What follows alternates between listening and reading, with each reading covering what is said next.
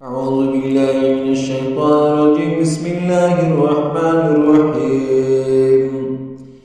وبشر الذين آمنوا وعملوا الصالحات أن لهم جنات تجري من تحتها الأنهار كلما رزقوا منها من ثمرات رزقا قالوا هذا الذي رزقنا من قبل وأتوا به متشابها ولهم فيها أزواج مطهرة وهم فيها خالدون.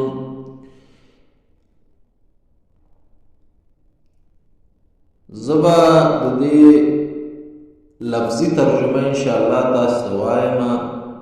د دې آیات کې الله تبارک وتعالى مؤمنانو ته زیری ورکوي او مؤمنانو ته دا وایي چې په دې دنیا کې ښه عملونه وکړو، روزي ونیولې، زکات یې ورکړو، حجونه یې وکړو، د الله تعالی سره شرک ونیو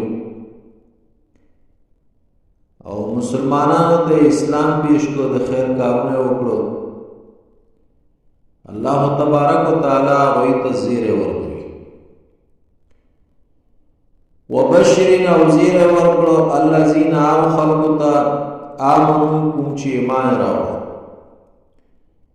چا چې ایمان راوړو، وعملوا او عملونه وکړو صالحات نیک، ان لهم چې هغوی دپاره جنات جنت تجری چې بهیږي من تحت الانهار د هغې نه لاندې ویلې.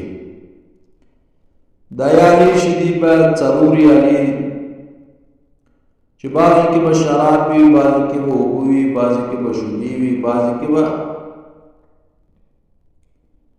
د الله تبارک وتعالی نعمتونه وي.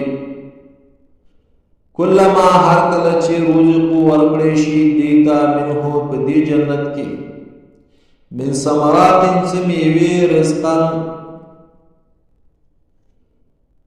من ثمرات څه میوې رزقا د خوراک لپاره.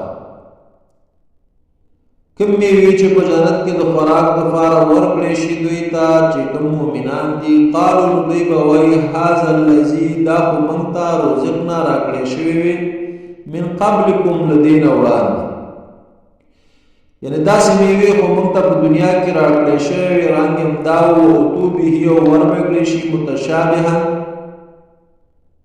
مشابه د دې میوې به ورکړی شي خو خوند به یې څو چنده زیات وي او لس برابره به نه دی که نه د دې خوند زیات وي. ولهم او دوی دپاره فیها په دې جنت کې ازواجن بیبیانې دي مطهرتن پاکې، وهم او دوی فیها په دې جنت کې خالدون همیشه به وي.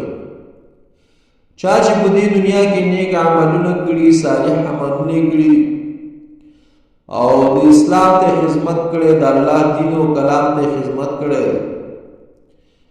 او د سنت طریقه باندې برابر او شرک نه دی کړی او مؤمنانو دوستی کړي، کافرانو سره دوستی نه ده کړې، الله تبارک وتعالی دوی ته دا زیری ورکړی دی چې انشاءالله تاسې به کامیاب. صدق الله العظیم.